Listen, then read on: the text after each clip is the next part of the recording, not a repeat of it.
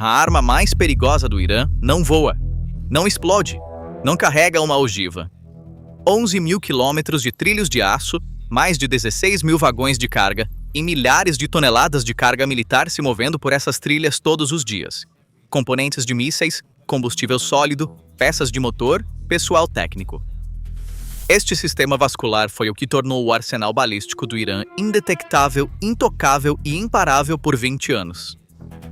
Mas na noite de 7 de abril, as forças aéreas dos Estados Unidos e de Israel atacaram simultaneamente 8 pontes ferroviárias críticas de Teherã a Karaj, Tabriz a Qom, e paralisaram simultaneamente aproximadamente 1 milhão de soldados iranianos e forças de milícia em túneis subterrâneos e acima do solo sem tocarem uma única ogiva.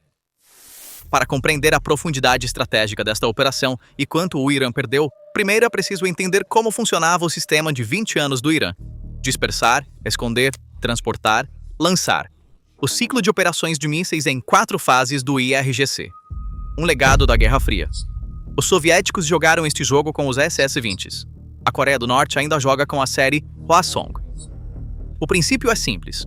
Nunca mantenha seus mísseis em um só lugar, sem silos fixos, sem plataformas de lançamento fixas. Dispersar depósitos, camuflar túneis, realocar constantemente plataformas TEL. A inteligência inimiga não pode detectar todo o arsenal de uma vez, porque o arsenal não é um ponto, é um organismo em movimento.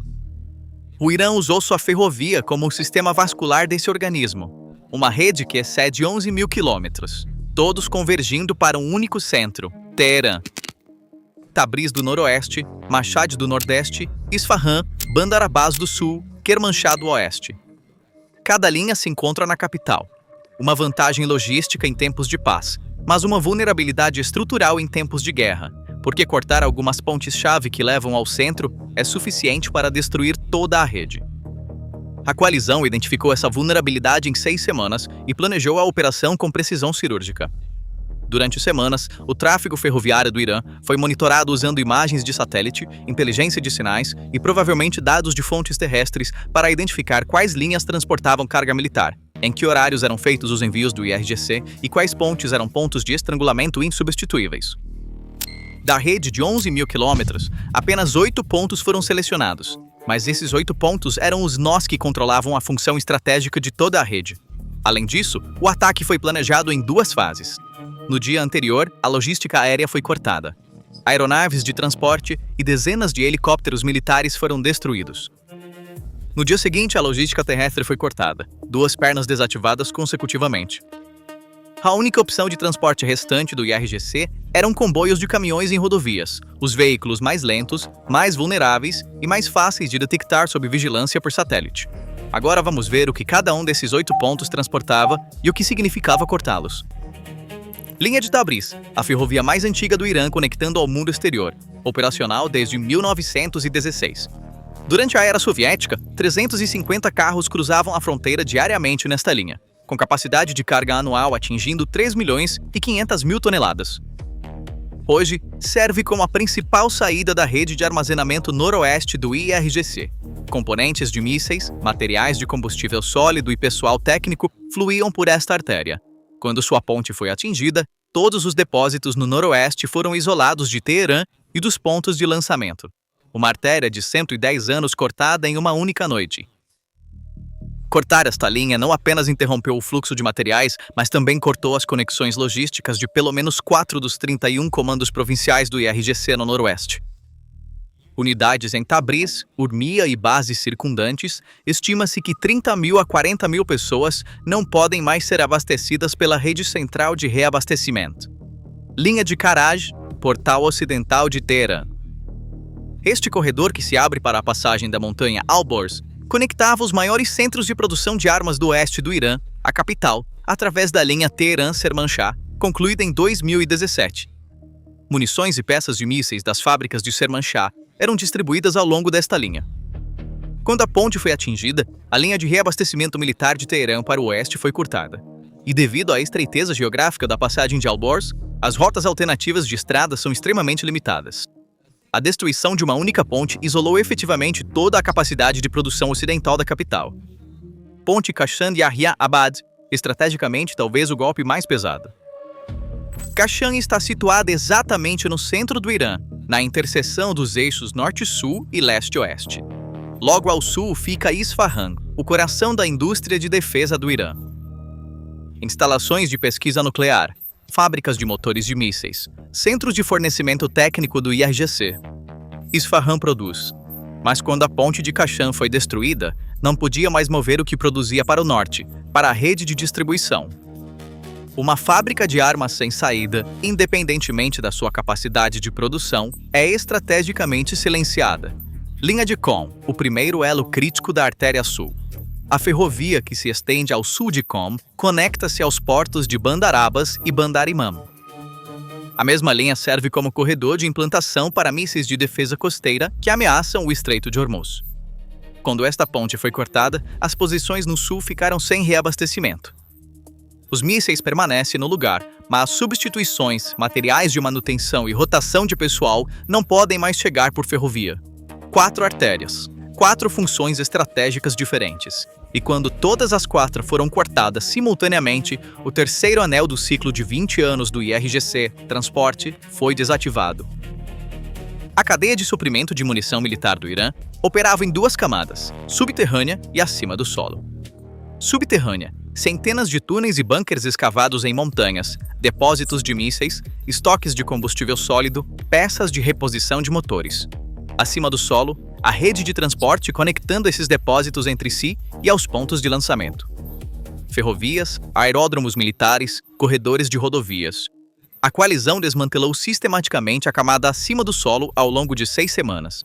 Mais de 130 sistemas de defesa aérea, aeronaves de transporte, helicópteros e agora pontes ferroviárias. A camada subterrânea pode estar em grande parte intacta.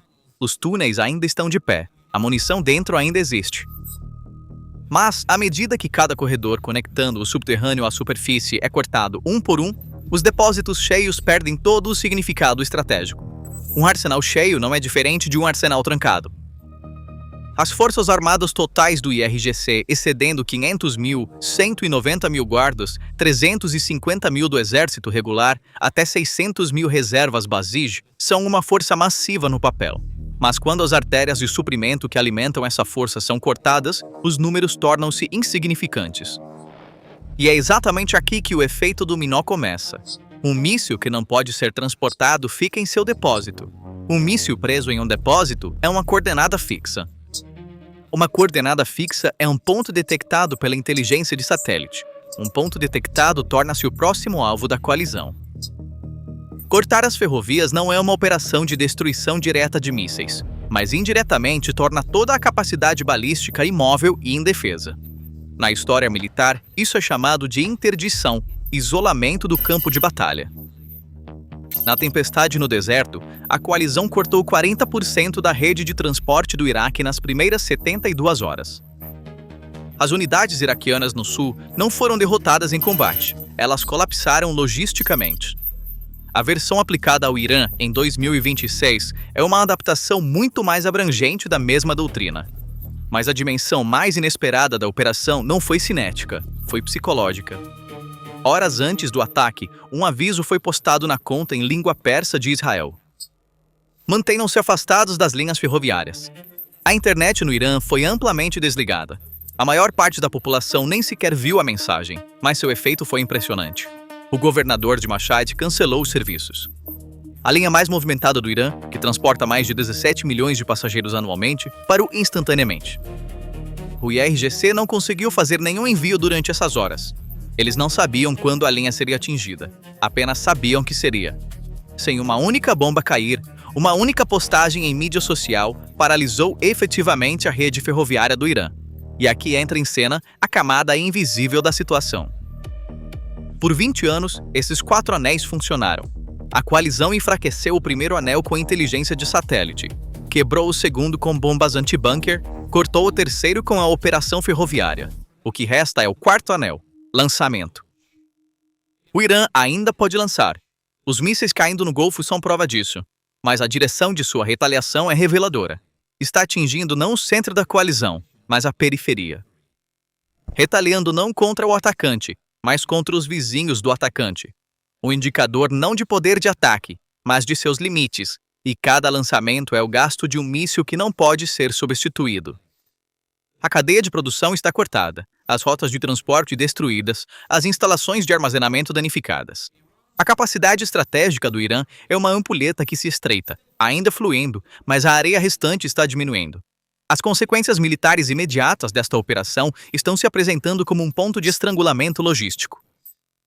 O fechamento das entradas da instalação impediu que mísseis fossem trazidos à superfície.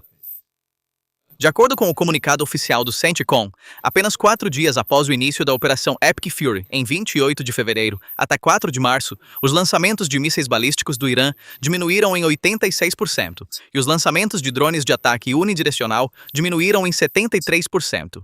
O almirante Brad Cooper anunciou que mais de 1.700 alvos foram atingidos. Uma parte significativa dos estoques de mísseis do Irã e das munições de Vants foi destruída. Em resumo, o Irã perdeu sua capacidade de retaliar. Cada rampa que tentava lançar mísseis das montanhas foi destruída em minutos por drones e caças dos Estados Unidos que aguardavam no ar. Cada alvo que surgia para disparar era imediatamente caçado. Do ponto de vista tático, o uso simultâneo de 3 diferentes aeronaves bombardeiras com sincronização perfeita requer habilidades avançadas de planejamento. Quando a furtividade dos B-2, a velocidade dos B-1 e a enorme capacidade de munições dos B-52 se juntaram, a infraestrutura militar do Irã foi literalmente destruída. O secretário de Defesa dos Estados Unidos, Pete Hegseth, resumiu a situação em uma única frase: "Isso nunca foi uma luta justa. Estamos atacando-os enquanto estão caídos." Olhando para o quadro maior, o efeito dominó desse colapso abalará os equilíbrios regionais.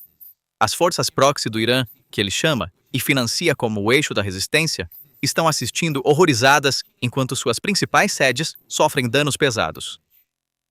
Quando o fluxo de suprimentos e munições é cortado, as chances dessas forças proxy de manterem sua posição diminuem rapidamente.